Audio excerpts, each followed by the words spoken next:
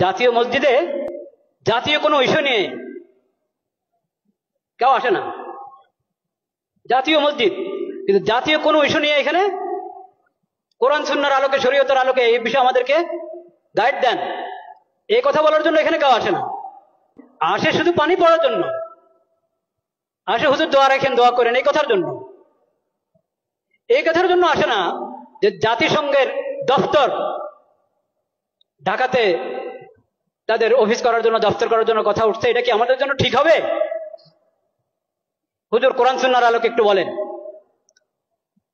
এটা লালবাগ শাহী মসজিদের খতিবের কাছেও যায় নাই, চকবাজার শাহী মসজিদের খতিবের কাছেও যায় নাই, আন্দরকিল্লার খতিবের কাছেও যায় নাই, বয়তুল মোকাররম জাতীয় মসজিদের খতিবের কাছেও আসে নাই। কেন? আল্লাহ ইমাম এবং খতিবকে কেন ইমাম বানিয়েছেন এটা তারা জানেই না, বুঝেই না।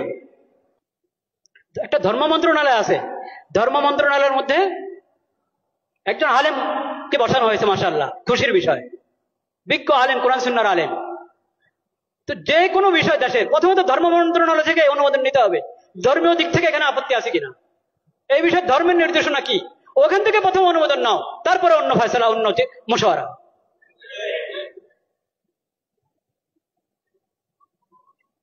লজ্জা মরে যাওয়া উচিত বাংলাদেশিদের, যে তাদের কাছে কোরআন হাদিস থাকতে, নবীজির সিরত থাকতে, তাদেরকে মানবতা শিখাতে আসছে পশ্চিম দেশ থেকে। লজ্জা মরে যাওয়া উচিত।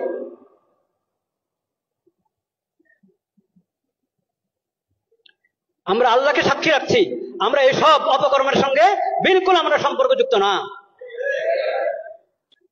আল্লাহ সাক্ষী, আমরা এই ধরনের সমস্ত কর্মকাণ্ড থেকে সম্পর্কহীন। কাকে এখানে পাঠাবে জাতিসংঘের পক্ষ থেকে? আবাসিক সমন্বয়কারী। ওই আবাসিক সমন্বয়কারী কি জানেন? সমকামী। বলেন নাউজুবিল্লাহ। এখন ওখান থেকে প্রস্তাব পাঠানো হয়েছে, এখান থেকে হ্যাঁ বলতে আর কতক্ষণ লাগবে আল্লাহ জানেন।